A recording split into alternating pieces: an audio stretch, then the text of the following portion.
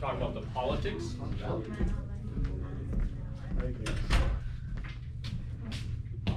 I understand your argument, your connection. Like they don't like the way that like healthcare system or anything like that is run here. So they go somewhere else.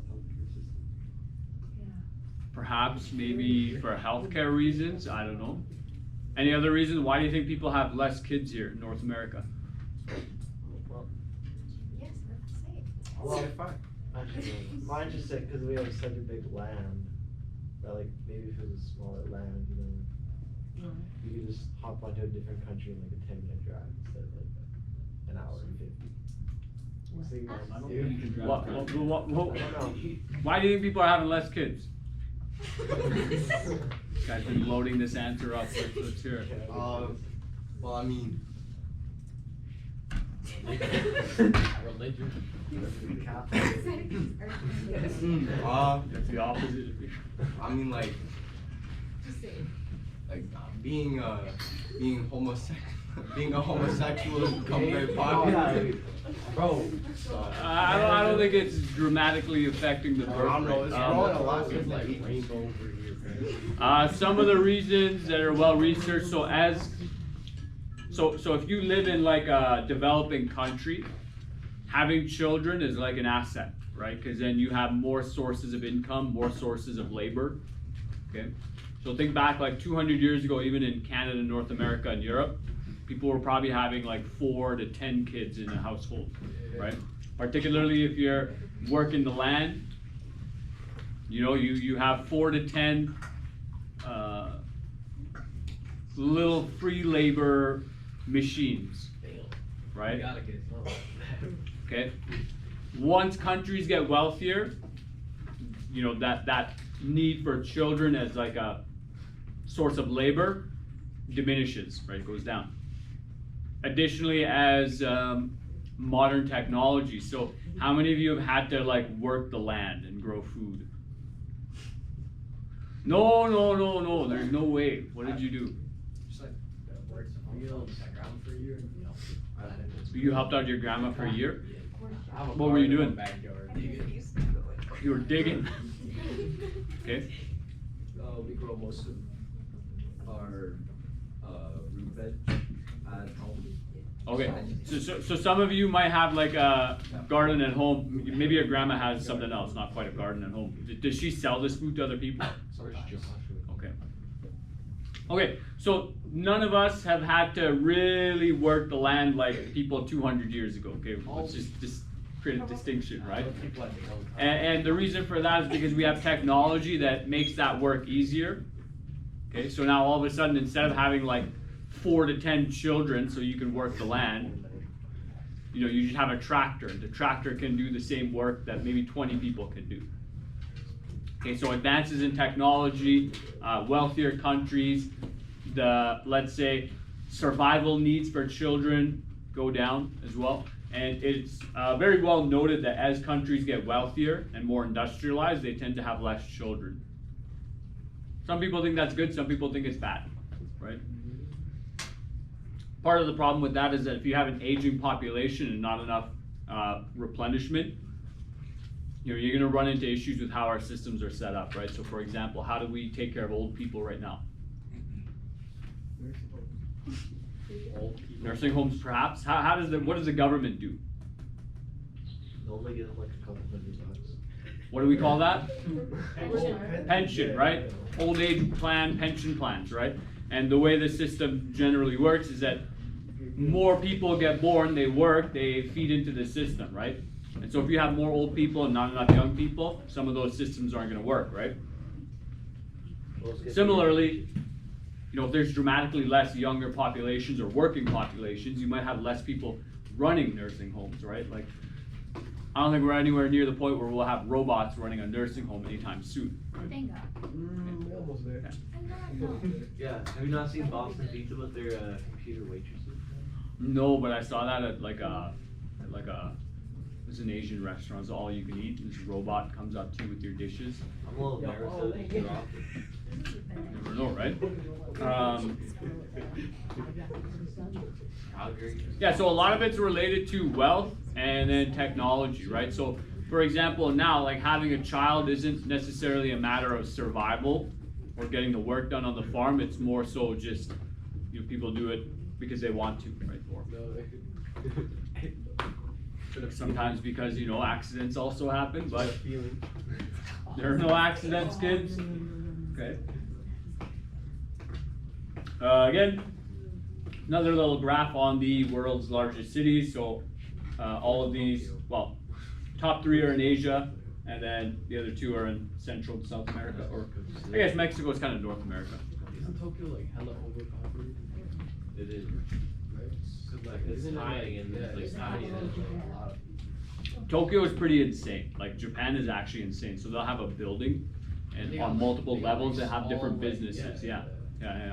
It's really strange. It's very different. But I do like the fact that they use vertical space. Like in Canada, one of our problems with population is that we just keep expanding outwards. Okay, so I worked with the city. It was my first job out of university, and so they were kind of discussing like after the Anthony Henday. I don't know if you kids know this, but if you go south out of Edmonton after the Anthony Henday, there's all these new developments. So if you just go a little bit north towards the city, well, they're all part of the city of Edmonton, but they're having the discussion of like who owns this land. Should it be Leduc County or should it be Edmonton because they're so far away? Right, and the problem with expanding outwards is that you need fire stations, you need police stations. That's all very expensive personnel. You need ambulances, potentially hospitals. Additionally, a thing that my friend was looking into is like just the cost of updating and renewing neighborhoods is very expensive. So if you just build houses and you expand outwards, it costs the city a lot of money. And so places like Tokyo that are more advanced, you know, that have a pretty decent, let's say, standard of living, they just build vertical, right? So you build tall towers, you build apartments, and people can live there. Whereas a place like New Delhi, like, you know, many parts of India are known for their slums. In Brazil, so Sao Paulo's in Brazil, but in Brazil they call them favelas, right? These are like, I mean, a favela, a slum is basically you just have unofficial structures that people just live in, right? So in North America, we might call it a tent city. You kids understand that? Tent city? You just go to a place, there's people living in tents, right?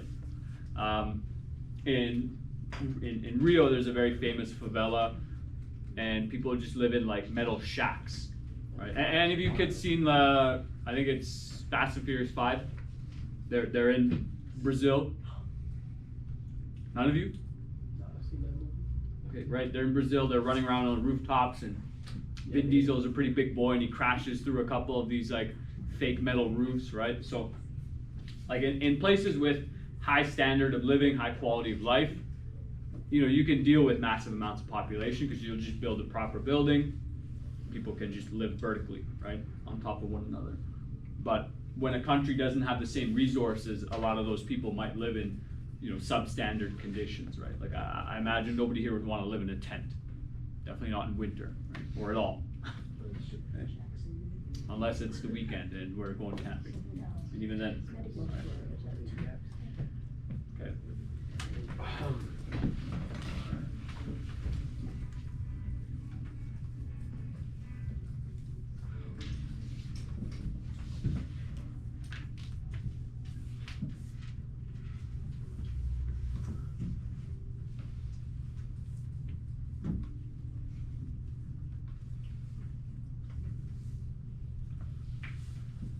With population and urbanization, one of the challenges would be, you know, accommodating different cultures and different, let's say, modes of living. Some people might disagree with this idea that we should do this at all. Some people might find different cultures and groups of people too challenging to integrate into their society, particularly, you know, when you can have extreme religious differences or cultural differences. One of the ones that I mainly emphasize is that there are many parts of the world where people believe that women shouldn't be allowed to go to school and whatnot. You know, it's very challenging in a, let's say, more liberal society like the one we live in to exist with that belief. I'm assuming many of the girls here would not appreciate that. belief system being integrated into Canada. So part of the challenges, part of it can be, let's say, impossible. Some of it is just kind of challenging. So I believe this would count as accommodations. I'll actually wait till we get to a more specific slide.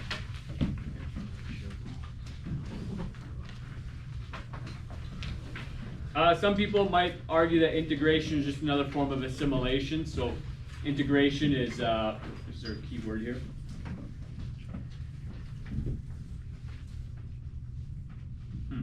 I'll have the actual definition here. You might want to look up these definitions for accommodation, integration. There's another one coming up. But helping people to integrate into the greater society. Many people may not want to leave behind the culture and area that they grew up in. A lot of people do so out of necessity rather than desire. Many people also do it out of desire. They are looking for better opportunities and whatnot. Actually, I'm curious.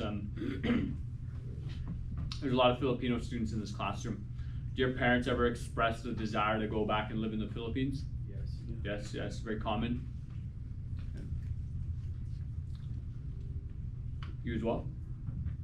Okay, so it's very similar in my community as well. Many people from Pakistan, many people from India who migrated here over the last 20 to 50, 60 years. Many of them talk about that they'd rather live there. Why do you think that is? Why do you think people would rather Why do you think people would rather live in their home countries? Because this has their culture, their things that they're used to, like their way of life, their way of